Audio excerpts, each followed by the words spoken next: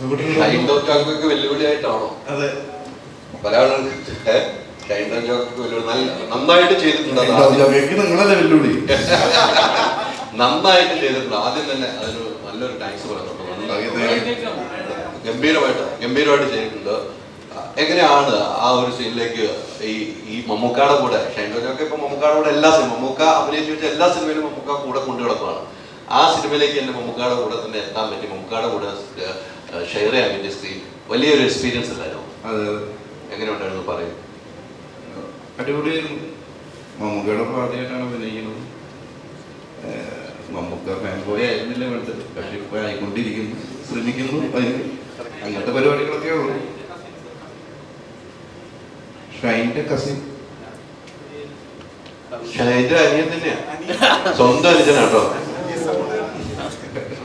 അതാണ് പല ആൾക്കാർ ഷൈൻ്റെ സ്വന്തം അനുജനാണ്. ഉണ്ടാവും, വേറെ സംഭവമുണ്ട്.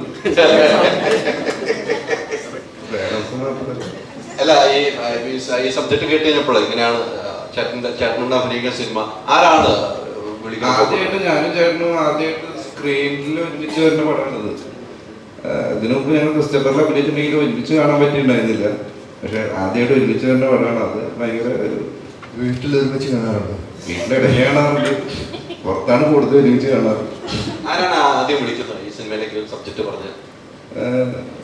ആഷിക്ക് പറഞ്ഞിട്ട്, ആഷിക്കും ഇരുന്ന് അങ്ങനെയൊക്കെ പറഞ്ഞിട്ട് ടീന തന്നെയാണ് വിളിക്കുന്നത്. അങ്ങനെ പോയി അഭിനയിച്ചു. ആദ്യ ദിവസം വിളിച്ചു, പിന്നെ 2 ദിവസം വിളിച്ചു, 3 ദിവസം, 4 ദിവസം കഴിഞ്ഞു.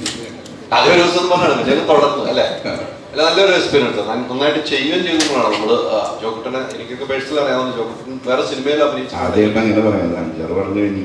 അതെ, വേറെ സിനിമകൾ ചെയ്തിട്ടുണ്ടെങ്കിൽ ഇത് മമ്മൂക്കാടൊപ്പം അഭിനയിക്കുമ്പോഴുള്ള അങ്ങനെ ഒരു ടെൻഷൻ ഉണ്ടായിരുന്നു. മമ്മൂക്കാടൊപ്പം ചെയ്തപ്പോൾ അവിടെ ഡയലോഗ് വരുന്നുണ്ട്, മമ്മൂക്കാടൊപ്പം നിൽക്കണം. അതിന് നിങ്ങൾ ടെൻഷൻ എന്നാണ് പറയുക? പിന്നെ എന്താ പറയും? എനിക്കറിയില്ല എന്താ പറയണ്ടത്. ജോക്കുട്ടൻ എന്താണ് അനുഭവിച്ചത്? എനിക്ക് അനുഭവിച്ചാൽ എന്താന്ന് പറയാൻ പറ്റുന്നില്ലല്ലോ. ഇപ്പോഴാണ് ഷൈൻഡോജ് ആക്കിയത്. എങ്ങനെയാണ് ജീവിതത്തിൽ ഗെയിമുകളിലേക്ക് എങ്ങനെയാണ്? ഈ സിനിമ കൊണ്ട് പഠിച്ചായോ? ഇല്ലില്ല, എനിക്ക് ഗെയിം കളിക്കാൻ നല്ല ഇഷ്ടമാണ്. അപ്പൊ ഇത് അങ്ങനെ റോള് കിട്ടിയപ്പോൾ നല്ല രസമായിരുന്നു ചെയ്യാൻ. ജോയ്സ്റ്റിക്കിൽ എല്ലാ അത്യാവശ്യം ചെയ്യാനൊക്കെ ഉണ്ടല്ലോ. ഞാൻ ഇങ്ങനെ വരുന്ന ആവർത്തിക്കൊണ്ടൊക്കെ ഇരുന്നത് നല്ല രസമായിട്ട് സ്ക്രീനിൽ കാണാനുണ്ട്. നല്ല സന്തോഷമുണ്ട്. സിനിമ കണ്ടു കഴിഞ്ഞപ്പോൾ ഈ ഷൂട്ടിംഗ് സമയത്ത് പേരൻസ് ഒക്കെ എപ്പോഴും ഉണ്ടായിരുന്നു. സിനിമ കണ്ടു കഴിഞ്ഞപ്പോൾ എന്താണ് പറഞ്ഞത്? സിനിമ കണ്ടു കഴിഞ്ഞപ്പോൾ അച്ഛനമ്മയൊക്കെ നന്നായിട്ടുണ്ട് പറഞ്ഞു, എല്ലാവരും നന്നായിട്ടുണ്ട് എന്ന് പറഞ്ഞു. ഇത്തിരി ഉള്ളിച്ച കൂടി മമ്മൂട്ടി മാളോടെ ഒരു നല്ലൊരു റോള് ചെയ്യാൻ പറ്റി. അപ്പോൾ എല്ലാവരും കണ്ടവരൊക്കെ നന്നായിട്ടുണ്ട് എന്ന് പറഞ്ഞു. ഇനിയും കുറേ ആൾക്കാർ കാണാറുണ്ട്. അപ്പോൾ എന്തായാലും ഇത്രയും വലിയൊരു സിനിമയിൽ ഇവരൊക്കെ ഒപ്പം അഭിനയിക്കാൻ പറ്റിയത് നല്ല സന്തോഷം. ലൊക്കേഷനിൽ ഞാൻ അത്ര സംസാരിക്കാൻ പറ്റിയിട്ടുണ്ടായിരുന്നില്ല. 1-2 സീനല്ലേ ഉള്ളൂ. എന്നാലും എന്നൊക്കെ ചോദിച്ചു, ഇങ്ങനെ സുഖല്ലേ, എന്തൊക്കെയുള്ള വിശേഷം എന്നൊക്കെ ചോദിച്ചു. അതെല്ലാം സന്തോഷം. പിന്നെ ഇത്രയും വലിയൊരാളുടെ കൂടെ അത്യാവശ്യം കുറച്ച് ഇമ്പോർട്ടൻസ് ഉള്ള റോള് ചെയ്യാൻ പറ്റിയല്ലോ. അത് സംസാരിക്കണേക്കാളും ഫോട്ടോ എടുക്കണേക്കാളൊക്കെ വലിയൊരു സന്തോഷം. നമ്മുടെ ഷൈൻചേട്ടൻ്റെ സിനിമകളുടെ ഒരു പാറ്റേൺ നോക്കി അറിയാം. പുള്ളിക്കാരൻ ചെയ്തു വെക്കുന്നത് പ്രത്യേക ഒരു സ്വാഗ് ഉണ്ട്, അല്ലെങ്കിൽ പുള്ളിക്കാരൻ ഒരു ആക്ഷൻ്റെ രീതികളൊക്കെ ഉണ്ടാവും. എപ്പോഴെങ്കിലും അതിൽ എന്തെങ്കിലും ഇൻസ്പയർ ചെയ്യണം, അല്ല അതിൽ ഫോളോ ചെയ്യണമെന്ന് തോന്നിയിട്ടുണ്ടോ? ചെറുപ്പം മുതലേ തോന്നിയിട്ടുണ്ടോ? ചെറുപ്പത്തിലുള്ള ചേട്ടൻ കണ്ടിട്ടുണ്ടോ? ഇല്ലല്ലോ. ഇപ്പോഴുള്ള ചേട്ടനെ കണ്ടിട്ടുള്ളൂ. ചെറുപ്പത്തിലെ ചേട്ടൻ എങ്ങനെയാ? അറിയില്ലല്ലോ, നിങ്ങൾക്ക് അറിയില്ലല്ലോ, പറഞ്ഞിട്ട് കാര്യമില്ലല്ലോ. അല്ല, ഇപ്പൊ ചെയ്യണമെന്നല്ലോ, ഇപ്പൊ ഏതെങ്കിലും ഫോളോ ചെയ്തിട്ടുണ്ടോ? അതെന്നെ പറഞ്ഞു, ചെറുപ്പത്തിലുള്ള ചേട്ടനെ കണ്ടിട്ടുണ്ടോ? ഇപ്പോഴുള്ള ചേട്ടൻ അത് ചെറുപ്പം മുതലേ അത് പറയണ്ടേ? 10-35 കൊല്ലത്തെ അറിയിട്ടുള്ളൂ. തീർച്ചയായിട്ടും അല്ല. എല്ലാവർക്കും ഇപ്പോൾ എപ്പോഴും ഒരു എന്താ പറയുക, ഏത് വലിയ തിരിച്ചലുകൾ ഉണ്ടാകുമ്പോഴും, ഇപ്പോൾ രാഷ്ട്രീയപരമായിട്ടാണെങ്കിലും വലിയ എംപയറുകൾ പൊളിഞ്ഞു വീഴുന്നതിനും പ്രധാന കാരണം അവിടെ ഉണ്ടായിട്ടുള്ള നാടകങ്ങളും എന്താ പറയുക, അല്ലെങ്കിൽ സംഗീതങ്ങളൊക്കെ തന്നെയാണ്, ഇപ്പോൾ സിനിമയും. അപ്പോൾ തീർച്ചയായിട്ടും അത് രാജാവ് നഗ്നനാണെങ്കിൽ നഗ്നനാണെന്ന് തന്നെ വിളിച്ചു പറയാനുള്ള ചങ്കൂറ്റം ഇവിടെയുള്ള കലാകാരന്മാർക്ക് വേണം. അതിലിപ്പോൾ ഇഷ്ടം പോലെ ഉണ്ടല്ലോ. ഇപ്പോൾ റീസെൻ്റ്ലി ഇറങ്ങിയ സിനിമകളൊക്കെ നമുക്കറിയാമല്ലോ. അല്ല, അതില് കാര്യമില്ല.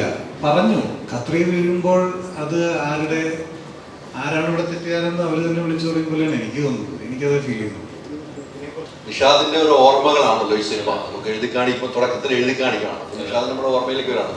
നിഷാദിന് ശേഷം താങ്കൾക്കൊരു വേദന ഉണ്ടാവും. നിഷാദ് തുടങ്ങി വെച്ചതിലേക്ക് പോകുമ്പോൾ അതെങ്ങനെയാണ് താങ്കൾ അഡ്ജസ്റ്റ് ചെയ്ത് പോകാൻ കഴിയുന്നത്?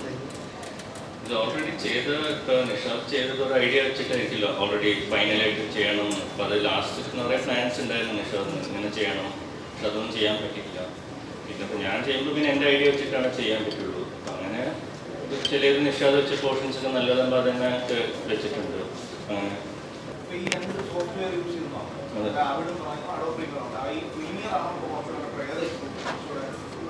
അല്ല, എനിക്ക് എപ്പോഴും അവിടെ തന്നെയാണ് ഇഷ്ടം. ഇത് പക്ഷെ ചില പോർഷൻസ് ചില ടൂൾസൊക്കെ പ്രീമിയറിൽ ഈസിയാണ്. പക്ഷെ ഞാൻ 25 കൊല്ലമായിട്ട് ഒരേ സോഫ്റ്റ്വെയർ ചെയ്തുകൊണ്ട് എനിക്ക് ബിഗിനിങ്ങിലൊക്കെ നല്ല ബുദ്ധിമുട്ടായിരുന്നു അത് ഒന്ന് മാറി വരാൻ വേണ്ടിയിട്ട്. അപ്പോൾ ഓക്കെയാണ്. സ്റ്റിൽ ഇതാണ് ലാസ്റ്റ് പടം പ്രീമിയറിൽ. അടുത്തത് അവിടെ തന്നെയായിരിക്കും. ഈ പ്രീമിയർ പിടിക്കില്ല. ഇല്ല